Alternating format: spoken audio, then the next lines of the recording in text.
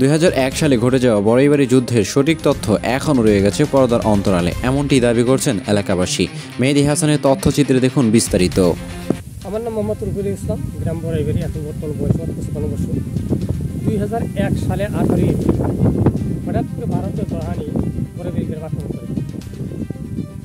2008 সালে রাত 3টার সময় আমার স্ত্রী আমাকে বলে যে তুমি নামাজ পড়বো না, তুমি একটু বাইরে উঠো। আমি বললাম যে নামাজ সময় এখন হয় নাই, একটু পরেই উঠি। এই বলতে বলতেই হঠাৎ করে বাড়ির পিছনে একটা চিৎকারের শব্দ পেলাম। বাড়ির পিছনে চিৎকারের শব্দ পেলাম, একটা মহিলা মানুষ কণ্ঠ। আমি দৌড়িয়ে তখন ঘুমোতে উঠে বাইরে চলে আসলাম। আমি যখন আইগে আসতেছি তখন ওই মহিলা দৌড়ে আমার দিকে চলে আসলো, বললো যে ভাই তুমি সামনে আইগে যাবে না, এই যে বিন্যাস থোপার মতো দেখা যাইতেছে এই সমস্ত বিএসএফ, তুমি এগিয়ে যাও না।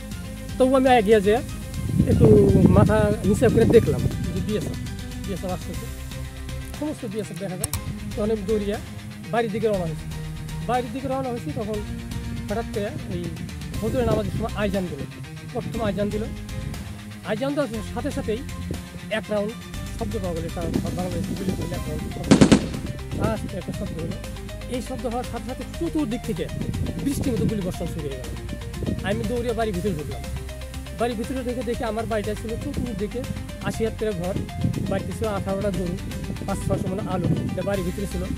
সমস্ত লোক আমার বাড়িতে নিরাপদ মনে করে সব লোক আমার বাড়িতে আছে।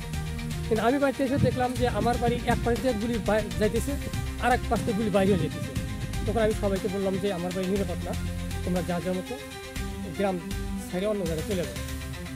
আমি আমার সব পরিবারের লোকজন নিয়ে আমি বাড়ির সামনে একটা বাগান আছে, সেখানে স্থান নিলাম। রাত বেলা 8টা পর্যন্ত আমরা একসাথে থাকলাম। গুলি শুরু হয়েছে, কিন্তু হঠাৎ করে উপর থেকে বোম পড়া শুরু হয়েছে।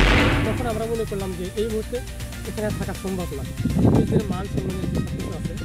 তখন আমি আমার পরিবারের সমস্ত লোক এক জায়গায় ডাক দিয়ে বললাম যে মানুষ মাত্রই মরণশীল, মানুষের মরতে হবে, তা আমি তোমাদেরকে নিয়ে এই গ্রাম থেকে চলে যাবো। তা আমি যেখানে যে অবস্থায় যাব, যেখানে বসে যাব সেখানে আপনারাও বসে যাবেন, যেখানে দাঁড়িয়ে যাব সেখানে আপনারাও দাঁড়িয়ে যাবেন। আর এর মধ্যে আমাদের মধ্যে থেকে কোনো সদস্য যদি গুলি